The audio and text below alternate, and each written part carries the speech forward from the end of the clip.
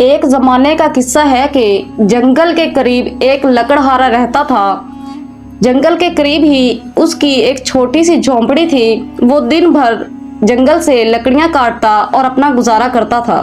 لکڑہارا صبح ہی صبح اپنے گھر سے نکل جاتا، جنگل میں دن بھر لکڑیاں کاٹتا اور اپنے بچوں کے پیٹ پالنے کا انتظام کر لیتا۔ ایک صبح کا ذکر ہے کہ جب وہ جنگل کی طرف جانے لگا تو اچانک سے اسے کوئی خیال آ گیا اور وہ رک کر اپنی بیوی سے کہنے لگا، آج دوپہر میں گھر نہ آ سکوں گا۔ وہ کیوں؟ اس کی بیوی نے قدرے حیرانگی سے پوچھا۔ گھر آنے جانے میں جو وقت ضائع ہوگا میں اس وقت میں لکڑیاں کاٹ لوں گا، اس نے اپنی بیوی کو جواب دیا۔ تو کیا آپ دن بھر بھوکے رہیں گے؟ اس کی بیوی نے سوال کیا۔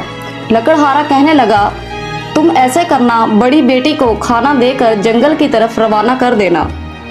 لیکن بیٹی کو کیسے معلوم ہوگا کہ آپ کس جگہ لکڑیاں کاٹ رہے ہیں؟ اتنا بڑا جنگل ہے، بیچاری کہاں پر ماری ماری پھرے گی۔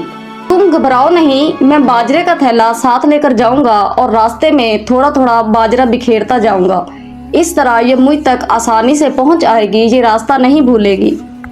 لکڑہارے نے اپنی بیوی کو تسلی دی اور لکڑیاں کاٹنے کے لیے جنگل کی طرف روانہ ہو گیا۔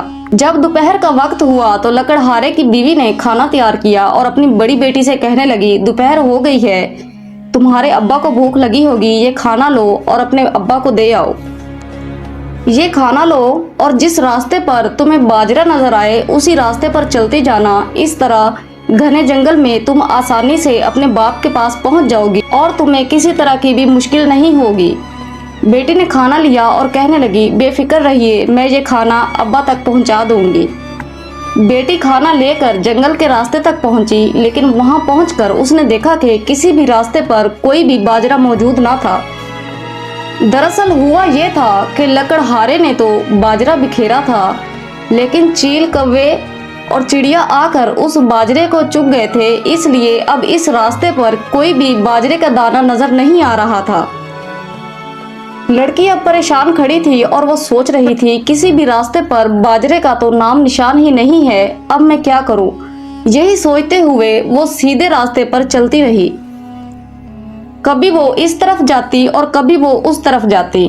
گھنے جنگل میں اب اسے واپسی کا راستہ بھی بھول چکا تھا، لیکن وہ اپنے باپ تک نہ پہنچ سکی تھی۔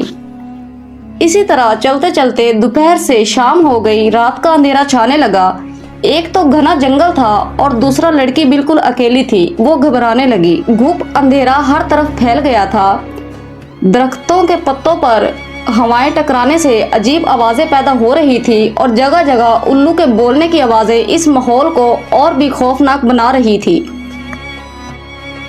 ڈرتے ڈرتے لڑکی آگے بڑھ رہی تھی کہ اسے دور کہیں پتوں کے درمیان روشنی نظر آئی۔ لڑکی کو ایک امید جاگی، اس نے سوچا کہ ہو سکتا ہے وہاں پر کوئی انسان بستا ہو، وہاں پر کسی کا گھر موجود ہو۔ لڑکی اس طرف چلنے لگی۔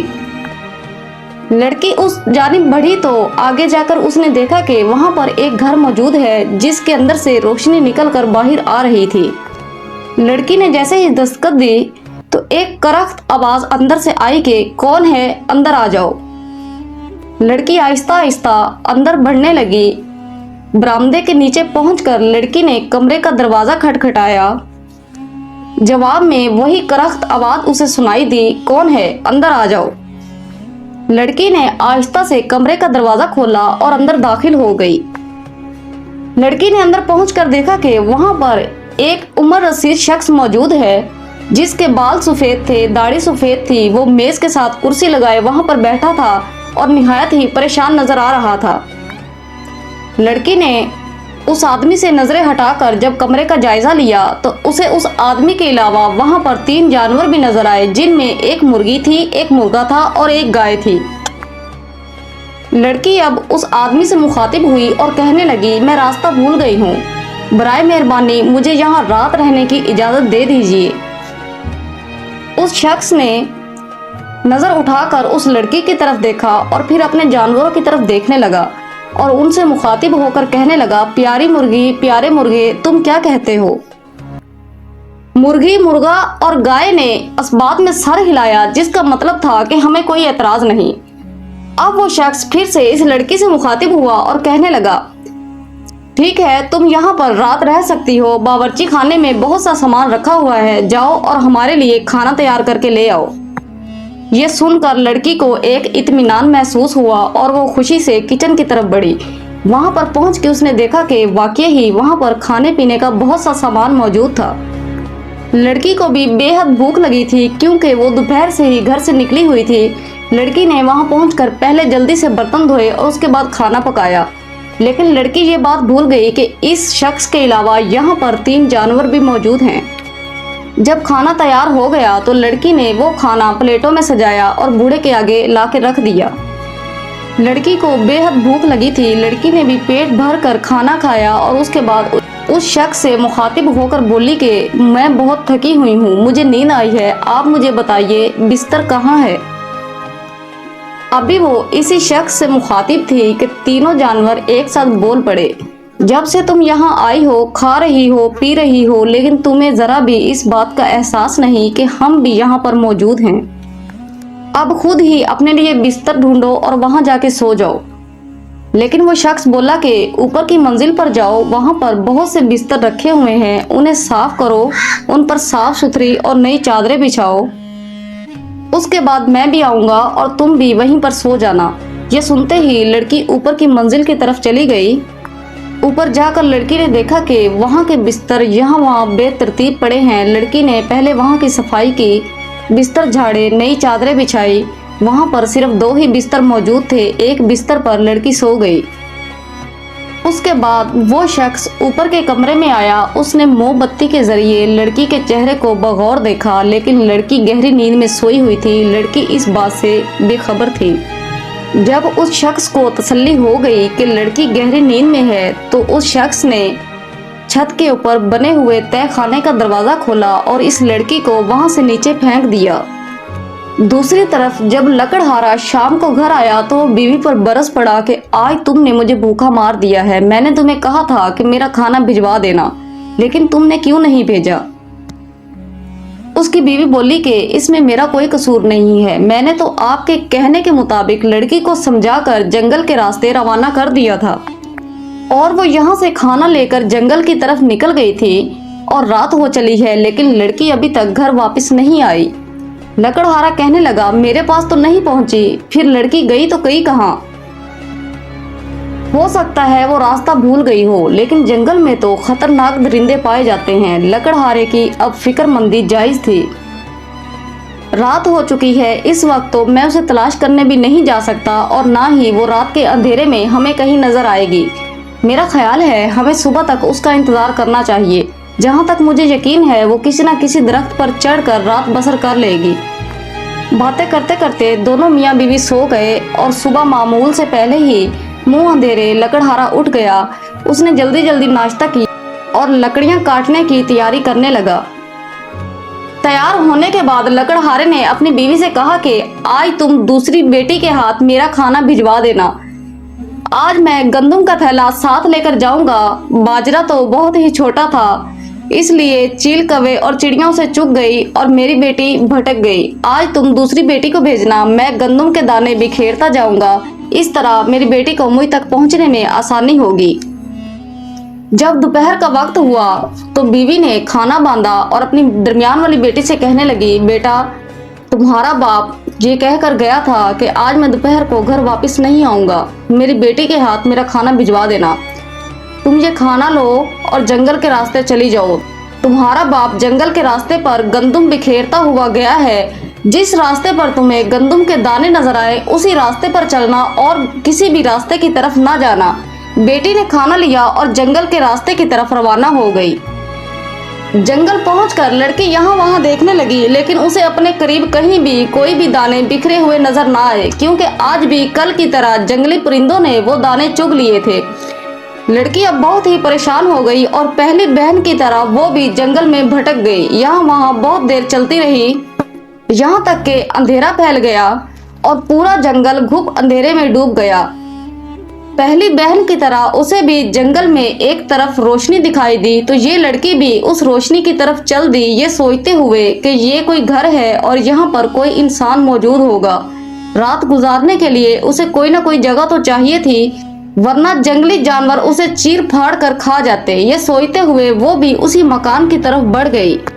ये लड़की भी अपनी बड़ी बहन की तरह उसी बूढ़े के पास जा पहुंची थी। बूढ़े ने पहले की तरह अपने जानवरों से पूछा कि प्यारी मुर्गी, प्यारा मुर्गा और प्यारी गाय, तुम लोग क्या कहते हो? तीनों ने इस बात में सर हिलाया, जिसका मतलब था कि हमें कोई इतराज नहीं। पहले की तरह इस लड़की ने भी आते ही इस आदमी से पूछा कि मुझे बहुत भूख लगी है। इस आदमी ने बड़ी बहन की तरह इस लड़की को भी बावर्ची खाने की तरफ इशारा किया और खाना बनाने को कहा।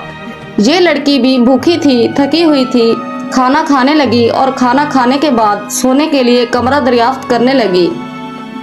कल ही की तरह वो जानवर फिर से बोले कि जब से तुम आई हो इसके साथ खा रही हो, पी रही हो, लेकिन तुम्हें हमारा कतई एहसास नहीं। उस आदमी ने पहले की तरह कहा कि ऊपर चली जाओ, वहां पर कुछ बिस्तर रखे हुए हैं, बिस्तर को झाड़ो, चादरें सीधी करो और वहां पर जाके सो जाओ। लड़की ऊपर गई तो इसने देखा कि वहां पर बिस्तर इधर उधर बिखरे हुए थे। लड़की ने हर चीज तरतीब से रखी, बिस्तर साफ किए और सोने के लिए लेट गई। वो आदमी फिर से मोमबत्ती लेकर आया और इस लड़की को बगौर देखने लगा। जब उसे यकीन हो गया कि लड़की सोई हुई है तो इस लड़की को भी इस आदमी ने तहखाने में फेंक दिया। वो आदमी फिर से मोमबत्ती लेकर आया और इस लड़की का बगौर जायजा लेने लगा। जब उसे यकीन हो गया कि लड़की बिल्कुल सोई हुई है तो इस लड़की को भी उसने उसी तहखाने में फेंक दिया जहां पर इसकी बड़ी बहन को फेंका था। दूसरी तरफ तीसरी सुबह जब लकड़हारा लकड़ियां काटने जंगल की तरफ जाने लगा तो वो अपनी बीवी से कहने लगा, आज तुम सबसे छोटी बेटी को खाना देकर भेज देना। ये अपनी दोनों बहनों से समझदार भी है और चालाक भी है। ये रास्ता नहीं भटकेगी और सीधी खाना लेकर मुझ तक आन पहुंचेगी। लकड़हारे की बीवी कहने लगी, तुम चाहते क्या हो? मैं अपनी सबसे छोटी और सबसे प्यारी बेटी को भी भेज दूं ताकि ये भी किसी जंगली जानवर का शिकार हो जाए? मैं इसे कभी नहीं भेजूंगी। लकड़हारे ने कहा, तसल्ली रखो, ये हमारी बेटी बहुत ही समझदार है। आज मैं मटर का थैला अपने साथ लेकर जाऊंगा और सारे रास्ते मटर बिखेरता हुआ जाऊंगा। मटर के दाने बहुत ही बड़े होते हैं। ये लड़की बहुत ही आसानी से मुझ तक पहुंच जाएगी। पहले तो लकड़हारे की बीवी बहुत देर इस बात पर तकरार करती रही कि मैं अपनी छोटी बेटी को नहीं भेजूंगी, लेकिन फिर लकड़हारे की जिद से मजबूर होकर उसने हामी भर ली। दोपहर का वक्त हुआ तो सबसे छोटी और तीसरी बेटी को माँ ने खाना पकड़ाते हुए कहा कि बेटा, ये खाना अपने अब्बा के लिए ले जाओ और ख्याल रखना जिस रास्ते पर मटर के दाने नजर आए उसी रास्ते पर चलना, इस तरह तुम अपने बाप तक पहुँच सकोगी। लड़की जब उस रास्ते पर खाना लेकर गई तो उसने देखा कि वहाँ पर मटर के दाने का कोई नामो निशान मौजूद न था। जंगली परिंदे आज मटर के दाने भी चुग गए थे। लड़की बेहद परेशान हुई। इसी तरह दो बड़ी बहनों की तरह वो यहाँ वहाँ चलने के बाद एक जगह थक कर बैठ गई। रात का अंधेरा भी सर पर आन पहुंचा था। उल्लू की आवाजें भी आने लगी। हवाओं की साएं भी उसे खौफजदा करने के लिए काफी थी। उसे भी अपनी बहनों की तरह एक जंगल में रोशनी दिखाई दी तो वो उस तरफ चल पड़ी। उसका भी यही ख्याल था कि यहाँ पर कोई आदमी मौजूद होगा जो उसकी मदद कर सकेगा। पहले की तरह इस लड़की ने जब दरवाजा खटखटाया तो अंदर से वही आवाज आई, अंदर आ जाओ। लड़की ने हिम्मत करके बरामदे में कदम रखे। वहां पर भी गुप्त अंधेरा था। लड़की ने फिर से दरवाजा खटखटाया। किसी आदमी की आवाज आई, अंदर आ जाओ। लड़की जब अंदर पहुंची तो अपनी बहनों की तरह ये भी थक चुकी थी और इसे भी बेहद भूख लगी थी। लड़की ने अंदर पहुंचकर कहा कि मैं रास्ता भटक गई हूँ, मुझे रात रुकने के लिए जगह चाहिए। आदमी ने इस बार भी अपने तीनों जानवरों से पूछा, क्या ये लड़की यहाँ पर रह सकती है? तो तीनों जानवरों ने इस बात में सर हिलाया, जिसका मतलब था कि हमें कोई एतराज नहीं। उसके बाद लड़की ने कहा कि मुझे बेहद भूख लगी है। आदमी ने बावर्ची खाने की तरफ इशारा करते हुए कहा कि वहाँ पर बेहद सामान मौजूद है, वहाँ जाओ और हमारे लिए भी खाना बना कर ले आओ। लड़की बावर्ची खाने में गई और वहाँ जाकर उसने ढेर सारा खाना बनाया। खाना बनाकर जैसे ही बाहर निकली तो वो उस आदमी से कहने लगी, ये कहाँ का इंसाफ है? हम तो पेट भर कर खाना खा लें और ये बेजुबान जानवर हमें देखते रहें, इसलिए मैं इनके लिए भी खाना बनाकर लाई हूँ। लड़की ने उस आदमी के सामने खाना रखा, अपने हिस्से का निकाला कुछ खाना गाय के आगे रखा, कुछ मुर्गी और मुर्गे के आगे रखा और कहने लगी, खाओ खाओ, तुम्हें भी भूख लगी होगी, मैं तुम्हारे लिए पानी भी ले आती हूँ। इतना कहकर वो बाहर गई और पानी की एक बाल्टी भरकर ले आई, जिसमें से थोड़ा पानी मुर्गी और मुर्गे के आगे भी रख दिया। गाय उसी बाल्टी से पानी पीने लगी। जब वो सब पेट भर कर खाना खा चुके तो लड़की कहने लगी, मैं थकी हुई हूँ, बिस्तर किस तरफ है? उस आदमी ने अपने जानवरों से पूछा कि इस बारे में अब तुम क्या कहते हो? तीनों जानवर यक ज़बान होकर बोले कि तुमने हमारे साथ खाया है, पिया है, हमारा भी ख्याल रखा है, इसलिए हम कहते हैं कि अब तुम भी सुकून से जाकर सो जाओ। लड़की ऊपर गई, जाकर उसने बिस्तर सेट किए, चादरें नई बिछाई और एक बिस्तर पर दराज हो गई। इतने में वो उमर रसीद आदमी भी ऊपर आया। उसकी सफेद दाढ़ी उसके पैरों तक लग रही थी। लड़की ने जब ये देखा तो उसने अपनी चारपाई बदल ली और दूसरी चारपाई पर जाकर लेट गई। आधी रात तो वो सुकून से सोई रही, लेकिन आधी रात शोर की आवाज से उसकी आंख खुल गई। लड़की घबराकर उठ बैठी और जब उसने अपने इर्द गिर्द का जायजा लिया, उसे ऐसे लगा कि इर्द गिर्द से बहुत ही खतरनाक आवाजें आ रही हैं। दीवारें ऐसे लगता था कि अभी जमीन बोस हो जाएंगी। छतों के ऊपर से भी इसी तरह की आवाजें आ रही थी। लड़की बहुत ही परेशानी से अपने इर्द गिर्द देख रही थी। थोड़ी देर इसी तरह खौफनाक आवाजों से पूरा घर गूंजता रहा और थोड़ी देर बाद इस तरह महसूस हुआ कि जैसे सब घर की छतें जमीन बोस हो गई हैं। कुछ देर लड़की इसी तरह हैरानो परेशान अपने बिस्तर पर बैठी रही और कुछ देर बाद लड़की अपने बिस्तर से उठ खड़ी हुई। लड़की ने यहाँ वहाँ का जायजा लिया तो उसे महसूस हुआ कोई भी चीज अपनी जगह से नहीं हिली, हर चीज अपनी जगह पर मौजूद थी और कोई भी किसी तरह का भी खतरा उसे अपने इर्द गिर्द महसूस नहीं हो रहा था। आवाजें आना भी बंद हो चुकी थी। लड़की सोचने लगी, ताज्जुब है, अभी तो थोड़ी देर पहले इस तरह की आवाजें आ रही थी कि लगता था कि जैसे क़यामत टूट पड़ी है और पूरा मकान जमीन बोस हो गया है, लेकिन अब कहीं भी कोई भी आवाज नहीं पैदा हो रही। लड़की बहुत ही हैरानगी से अपने इर्द गिर्द का जायजा ले रही थी। कुछ देर बाद लड़की ने खुद को ये कहकर तसल्ली दी कि हो सकता है मेरा वहम हो। ये सोचते हुए लड़की दोबारा से अपने बिस्तर पर दराज हो गई और गहरी नींद में चली गई। जब सुबह हुई और लड़की की आंख खुली तो उसने देखा कि सूरज सर पर चढ़ आया था और वो अपने उस बिस्तर के बजाय एक ऐसी जगह पर मौजूद थी कि लगता था कि जैसे कोई महल हो। वो अपने पहले वाले बिस्तर पर मौजूद ना थी, बल्कि एक बहुत ही बड़े हॉल में मौजूद थी, जहाँ की हर चीज बेहद कीमती और देखने से ही अंदाजा होता था कि ये जगह किसी खास इंसान के लिए मुकर्रर की गई है। अपने इर्द गिर्द का जायजा लेते हुए पहले तो लड़की को लगा कि मैं कोई ख्वाब देख रही हूँ, लेकिन फिर उसने सोचा नहीं, मैं जाग चुकी हूँ, सुबह हो चुकी है, मैं कोई ख्वाब तो नहीं देख रही।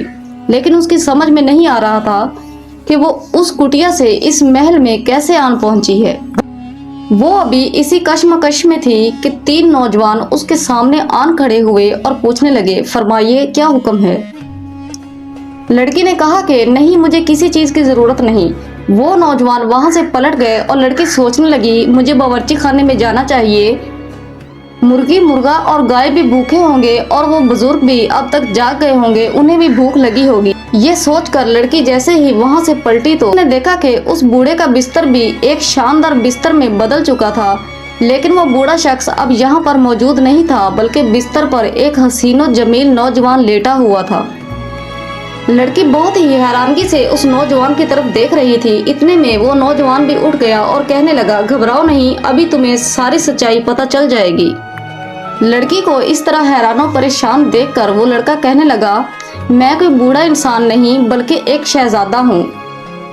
एक जादूगरनी ने मुझे एक बूढ़े इंसान में बदल दिया था और मेरे मुलाजमों को भी मुर्गी, मुर्गा और गाय बना दिया था। उस जादूगरनी ने कहा था कि मैं तुम्हें जंगल में एक सुनसान जगह पर कैद कर रही हूँ, तुम वहां से उसी सूरत में निकल सकोगे और मेरा जादू भी उसी वक्त खत्म होगा जब कोई ऐसी रहमदिल लड़की तुम्हारे करीब आन पहुंचे जो इंसानों के लिए भी और जानवरों के लिए भी रहमदिल हो। और वो लड़की तुम ही हो जिसने यहाँ आकर हमसे जादू का असर खत्म किया है। اور جو شور تم نے رات کو سنا جس کی وجہ سے تم بے حد سہم گئی تھی، وہ جادو کا اثر ختم ہو رہا تھا جس کی وجہ سے اس طرح کی آوازیں پیدا ہو رہی تھی اور تمہاری نیند میں بھی خلل پیدا ہوا۔